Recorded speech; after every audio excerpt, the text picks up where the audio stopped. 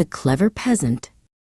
Once upon a time, there lived a rich and powerful king who was very fond of hunting. One day, when he was out riding, he saw a poor peasant man hard at work chopping wood. The king stopped his horse and called to the peasant. "How much do you earn each day?"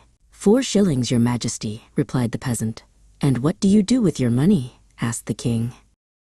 "Well, the first shilling I eat," replied the man. "The second I put out to interest, the third I give back, and the fourth I throw away." The king was puzzled by the man's strange words. The king asked the peasant to explain. "With the first shilling I buy myself food to eat," said the man. "The second shilling I use to feed my children. When I grow too old to work, they will look after me. The third I give to my father to repay him for his kindness. And the fourth, alas, I give to my wife. It's throwing good money away to my way of thinking."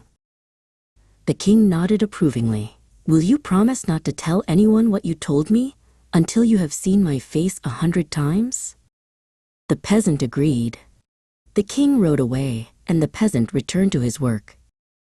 At the palace, the king told his ministers the riddle. A peasant earns 4 shillings.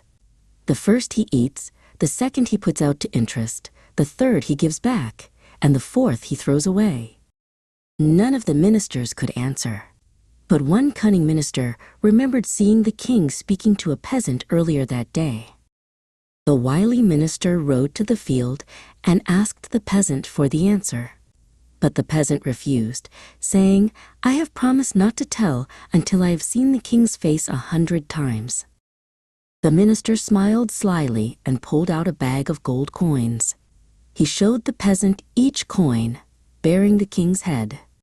When 100 coins had been shown, the peasant said, "I have now seen the king's face 100 times. I may tell you the answer." The delighted minister gave him all the coins.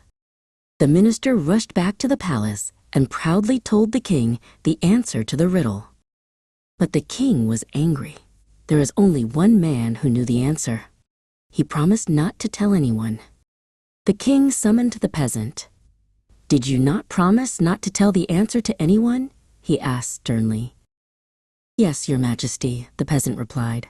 "But your minister showed me your face 100 times." He revealed the bag of gold coins.